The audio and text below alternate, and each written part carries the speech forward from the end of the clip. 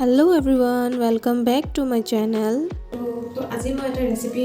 এটা তৰকাৰী বনাম তো এই তৰকাৰীটো মই কেনেকৈ বনাওঁ কিহৰ লগত বনাওঁ কি আছে তাত কি আইটেম কি ইনগ্ৰেডিয়েণ্টছ মই এড কৰোঁ সেইটো চাবৰ কাৰণে ভিডিঅ'টো লাষ্টলৈ চাই যাব ঠিক আছে তো আজিৰ ৰেচিপিটো হৈছে তিলৰ তৰকাৰী মাছেদি তো তাত কি ইনগ্ৰেডিয়েণ্টছ লাগিব মই কৈ আছোঁ আপোনালোকে নহৰু কেইফুটামান ল'ব আদা জলকীয়া দুটা তিল আৰু পিঠাগুড়ি আদা নহৰু আৰু জলকীয়া এইখিনি আপোনালোকে ভালকৈ খুন্দনাত খুন্দি ল'ব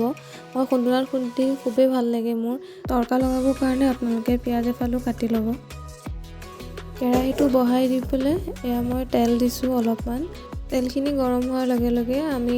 চপ কৰা পিঁয়াজখিনি তাতে দি দিওঁ তো এই হাতাখনেৰে মই তিল 4 চামুচ লৈছোঁ এইটো মোৰ ফাৰ্ষ্ট ৰেচিপি ভিডিঅ' হয় চ' আশা থাকিল মোৰ ইউটিউব ফেমিলিয়ে মোক ঢেৰ মৰম দিব বুলি এতিয়া খুন্দনাত খুন্দা মছলাখিনি দি দিম ইয়াতে দি লৈ অলপ টাইম মছলাখিনি ভাজে মই এফালে লৈ লৈছোঁ 3 স্পুন ৰাইচ ফ্ল'ৰ গৰম পানীত অলপ ভিজিব দি মই এতিয়া দিম তিলখিনি অলপমান ভাজি লৈ তাতে জোখমতে পানী দি দিছোঁ মই দুজনৰ জোখা পানী দিছোঁ ভালকৈ উতলিব দিছোঁ লগতে নিমখ হালধিও দি দিছোঁ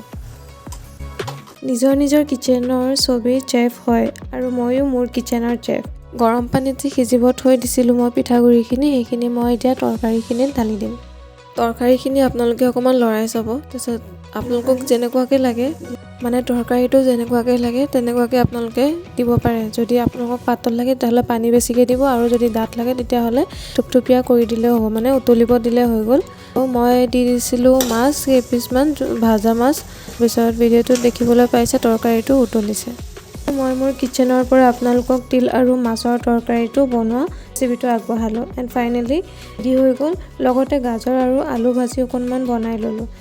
নিজে বনাই নিজেই টেষ্ট বাৰু মই ঠিকেই পাইছোঁ তিলৰ তৰকাৰী মাছেদি আপোনালোকে কেনেকৈ বনাই কমেণ্টত জনাবচোন চ' আকৌ লগ পোৱাৰ আশাৰে বাই এভৰিৱান